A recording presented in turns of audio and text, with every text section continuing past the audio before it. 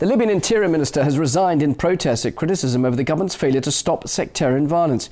This comes after Suffi religious sites were destroyed by armed Salafi Islamists, the latest attacks in a string of similar assaults. Well, for more on this, I'm now joined by Abayomi Azikiwe. He's the editor of Pan-African News.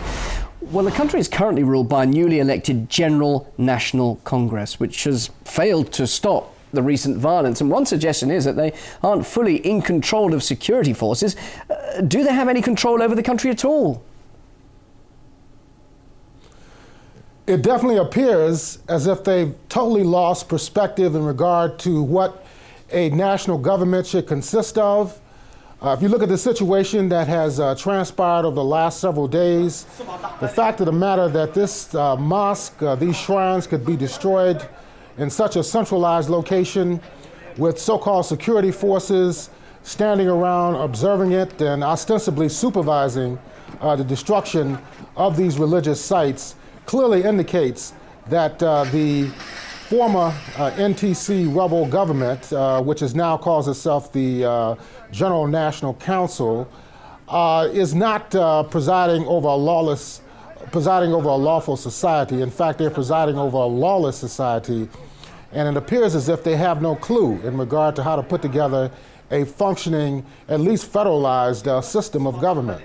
So you're suggesting that the security forces are implicated in this latest sectarian tension. That does beg you to wonder whether you'll ever get any peace in Libya, bearing in mind all the sectarian clashes that have been existing recently.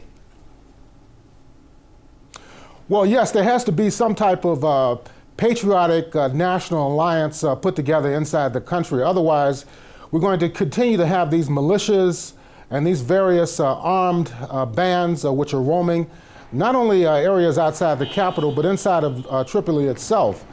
We also have to keep in mind that there's a lot of consternation about the lack of services inside the country, the overall lack of security in Libya, and also the large-scale unemployment and the economic downturn which has taken place there since the overthrow of the Gaddafi government late last year. Also, there have been attacks by the Libyan loyalists who still remain very much allied with the Jamahiriya, the former government which had ruled there for some 42 years. Just a week and a half ago, there were several bomb attacks in Tripoli and also in Benghazi, which the government now, which is a US-backed regime, blamed on the loyalists for the former government. It appears as if also that there are other militias that are operating that are still loyal to the Gaddafi government. This new government that's in power now claim that they captured a tank regiment consisting of some 100 armored vehicles that they claim were loyal to the previous rulers under Muammar Gaddafi. So it's clearly a situation where there's no real centralized system of authority and governance inside Libya. And talking about those loyal to the Gaddafi regime, of course, will tensions now be stirred up even further, bearing in mind the fact that Gaddafi's son, Saif al-Islam, will be tried in Libya? It's now been confirmed. It's clearly a travesty of justice. There's no way in the world that he can receive a fair trial in Libya. They haven't even established sound judicial institutions. There's no really clear-cut line of military or security authorities. So how can he get a fair trial inside of Libya, considering the prevailing situation that exists right now inside the country?